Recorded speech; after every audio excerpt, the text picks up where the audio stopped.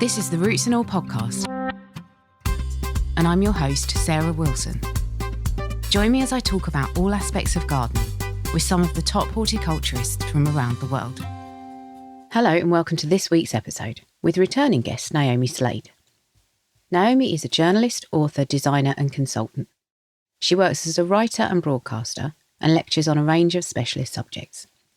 She's written a number of popular gardening books and, as if that weren't enough, she's also an award-winning garden designer and will be exhibiting the flood-resilient garden, which she's co-designed with Ed Barsley, at RHS Chelsea 2024.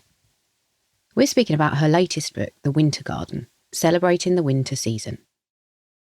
I've wanted to write a book about winter gardens for a really long time. It's a time of year that I really, really enjoy. But about 10 years ago, I was lucky enough to write a book on snowdrops, which was a deep dive into a genus, a very specific genus for the first time for me. And it was absolutely fascinating. So you talk to all these people, you find out all these things, you work out how they're going to be used. And the book came out, and as I carried on talking about it and carried on, it was very popular, in fact.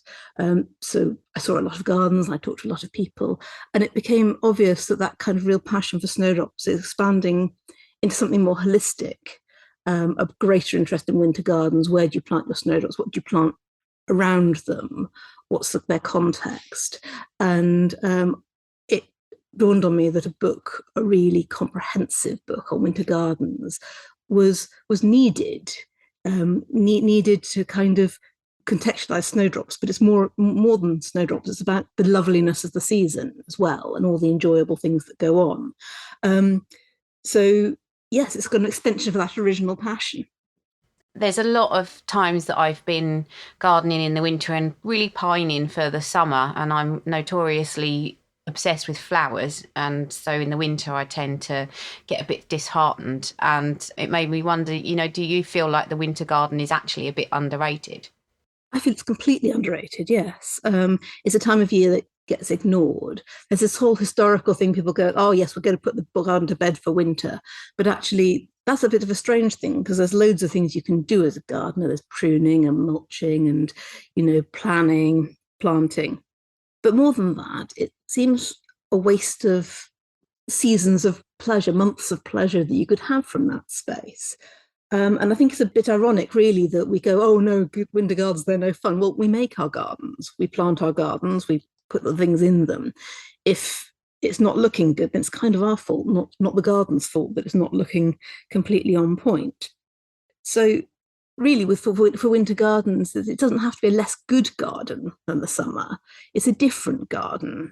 The temperatures are different, the weather is different, the light is different, but it doesn't have to be less good. And that's something that I think is important to acknowledge. Yeah, definitely. And I think it's also something that we should plan in advance for, because otherwise you can find yourself getting to winter and all of a sudden everything's collapsed and you realise that maybe you didn't consider that season when you were planning. So, how would you recommend best planning for a winter garden? Well, that's really a very good point. You kind of gaily skip along through summer, everything looks lovely, and then it all drops off the leaves and you go, oh, right, I see, fine. So when I'm designing a garden, I always start with winter in mind, thinking about the bones. So you've actually got that structure, you've got that interest. I mean, summer's quite easy. You've got lots of flowers and you've got lots of leaves and things. But winter, it really shows if you haven't got those fundamentals right. But going back to your point, you have to start from where you are. So if your garden has gone completely flat, it's worth having a good look at it, thinking about the views that you do have, the structure that exists, how things could be better framed, how to include points of interest, increase the planting. And there's also the aspect of how you use the garden. So whether you just look at it, whether you want to go into it, how you move around it in different ways, perhaps.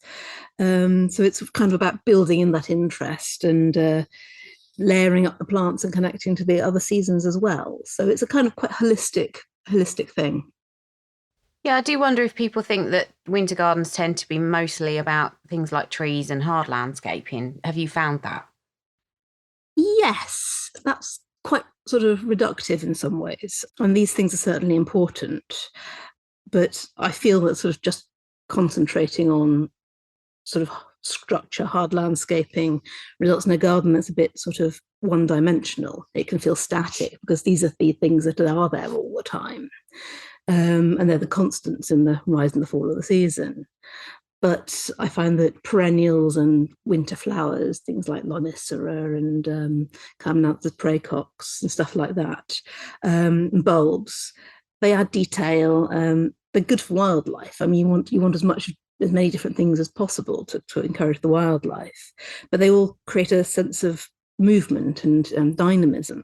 So it's about creating an interesting space you like, really, rather than just focusing on just a few elements. And it's not a one fixed thing, I think.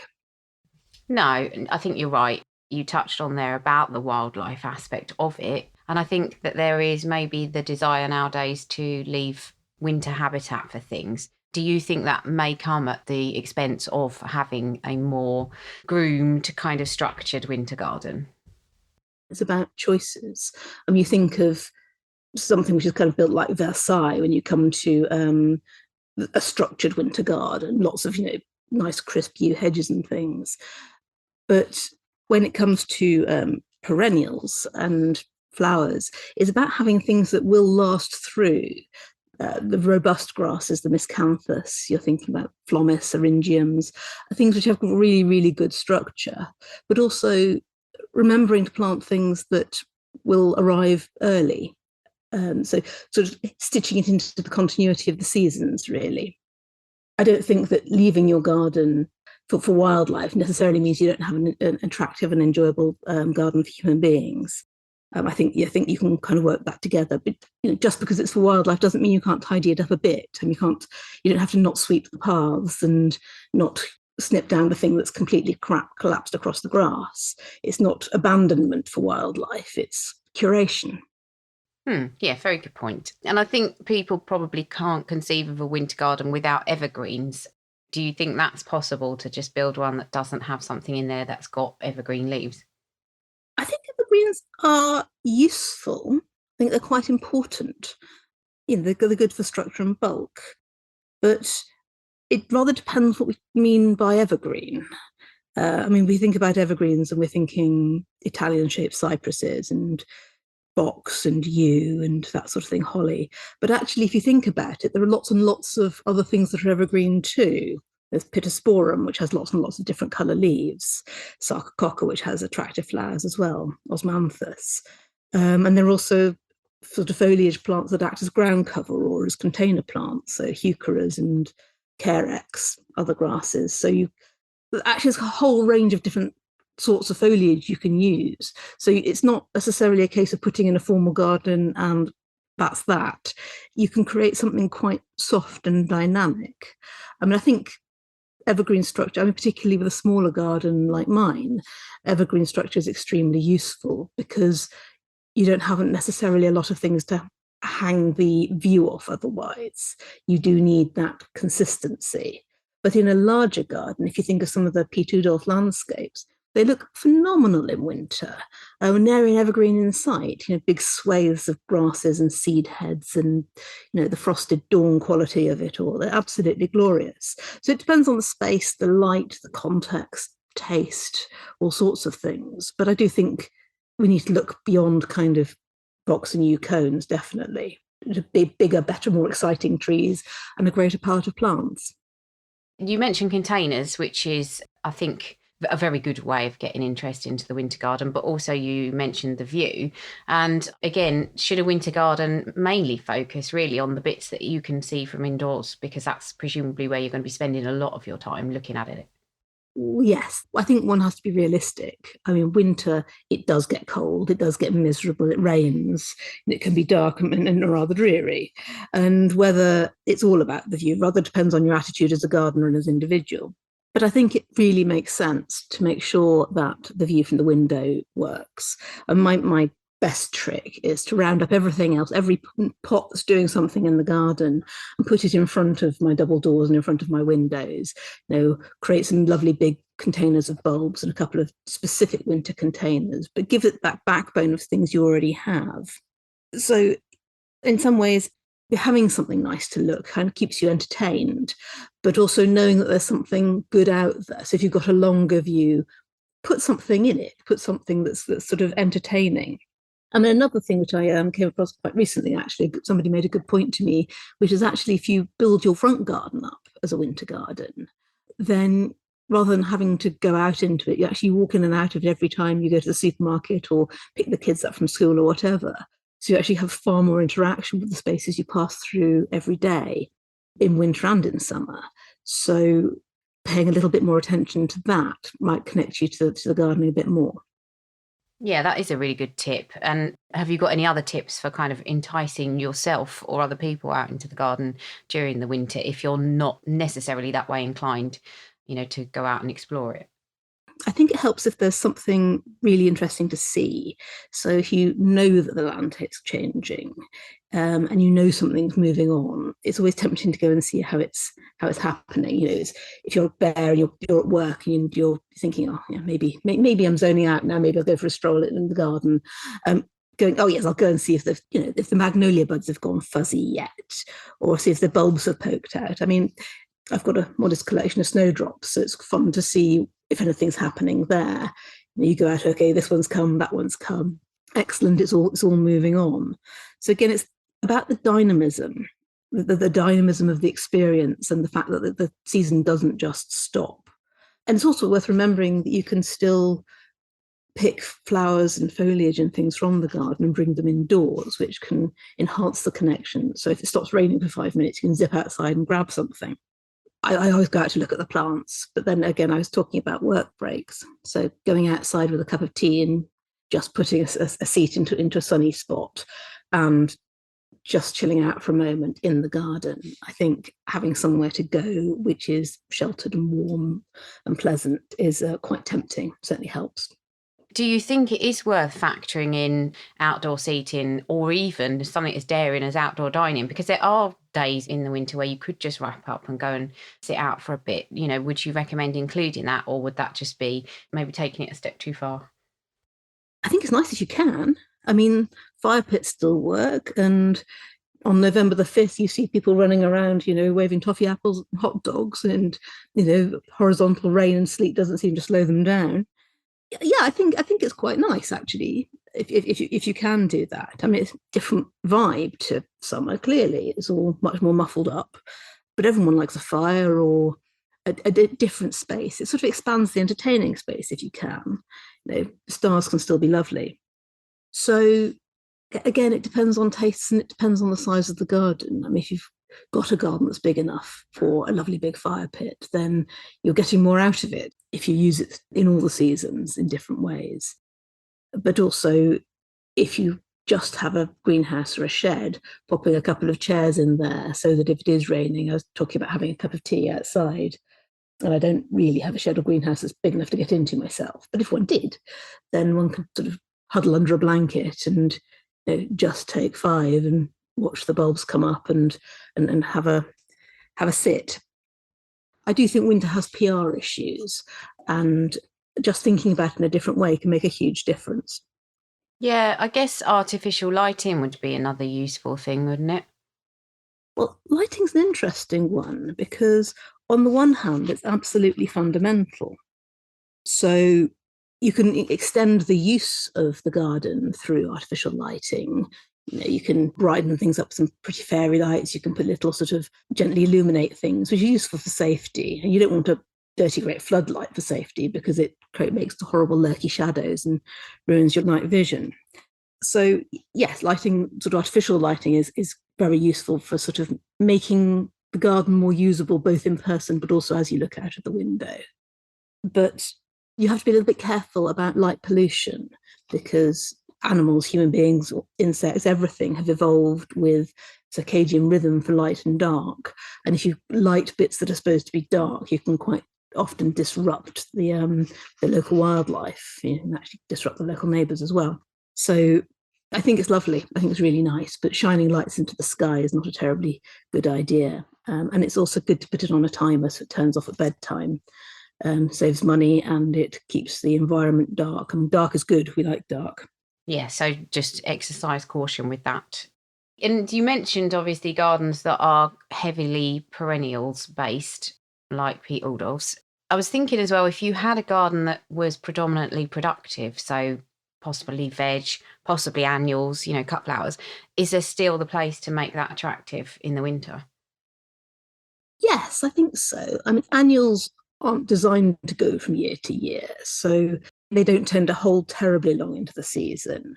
But if you have a cut flower patch, you can have something like, and it contain things like asters and dahlias and chrysanthemums and calendulas. And actually, they'll flower for a really, really long time up until the frost and the wet get them in the end. So they can carry on right into November. So it's a fairly long period of interest. So, I mean, I think with cut flowers, I think your perennials are likely to give you more bang for your buck than annuals will. But when it comes to veg, actually, that's a really interesting point because veg patches are naturally quite a structured space. You've got lines, you've got edges, you've got triangles, so you've got the borders and nice symmetrical rows of leeks and obelisks to grow things up, arches to espalier things too. So I actually find the winter veg patch a really satisfying sight. And of course, colourful with things like brassicas and chard and stuff like that.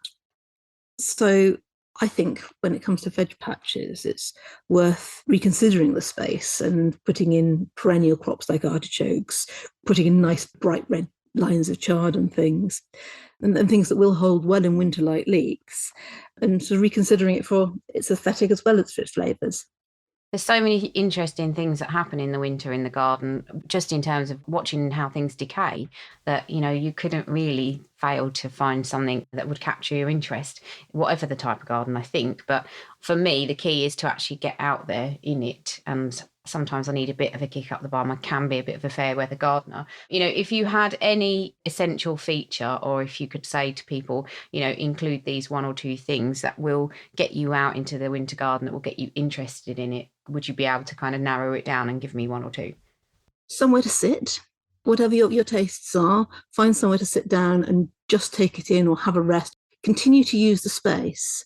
Something to look at, something that you really enjoy, whether it's a sculpture or a focal point, or making most of a view that you can't see the rest of the year. And for me, plants, plants, plants all the way, stuff that's going to carry on through, things that are going to reach their peak in the depths of winter. Holly's a classic, but some of the fragrant flowers are, they're phenomenal. They're wonderful. And things that start to happen early, things like the primrose family and bulbs, just keep that movement, that dynamism. And it's like, well, I'm going to go see what's going on. It's not stopped, it's not static, it's still moving on. So, allowing yourself to enjoy it and having lots of opportunities to do so is definitely the way forward with winter gardens. Thank you very much to Naomi for providing inspiration at a time when we're probably all feeling the depths of winter a little bit. And thank you to you for listening as well. Here's Dr. Ian Bedford with his bug of the week. A healthy, naturally balanced ecosystem, where plant life and animals live in harmony, is dependent on a complex web of interactions that function between them. Often fragile interactions that govern the survival of individual species and the habitats where they feed and reproduce. And we'll certainly witness some of these interactions in our gardens, such as those between the flowering plants and their pollinators, the herbivores that feed on the plants, and the creatures that predate on them. But probably less obvious are the interactions on the ground and within the garden soil, with the creatures that consume dead organic matter, converting it into the natural compost that sustains nutrient-rich, healthy soils. The recyclers, creatures that include the earthworms, numerous fly larvae, and beetle grubs. However, some of the most effective recyclers are often wrongly assumed to be plant pests, such as the many slug species that only eat rotting vegetation, and the woodlice that consume decaying wood. Also, a unique group of invertebrates that were one of the first animals to appear on land over 400 million years ago, and have remained an important element of healthy ecosystems. Millipedes. Nocturnal, detritus-eating creatures with long, segmented bodies that are sometimes mistakenly referred to as pests when found feeding amongst plants that had already been damaged by other creatures. Despite similarities to centipedes, their carnivorous cousins, millipedes differ by having 2 pairs of legs per body segment, while centipedes have 1.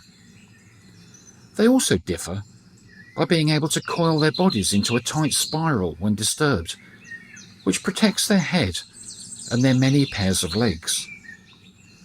Extraordinarily large numbers of legs, which obviously inspired their millipede name, meaning 1,000 feet.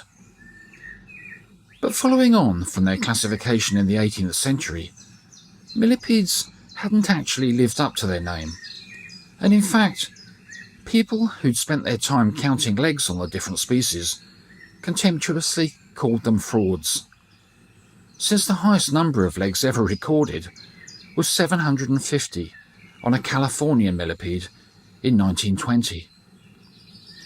However, 101 years later, during 2021, 60 metres below scrubland in Western Australia, a previously unrecorded species of millipede was discovered. A species that justifiably was a genuine millipede, with a truly astonishing leg tally of 1,306. You can download or listen to the podcast direct from the website rootsandall.co.uk. Please also check out my Patreon, where you can make a one-off donation or take out a monthly subscription to help support the podcast. Because if you enjoy the show, please help it continue. I also have a GoFundMe where you can make a one-off donation. Even a one-off donation of £1 helps, and I'll be really grateful for your support. So please go to Patreon or GoFundMe and search for Roots and All Podcast.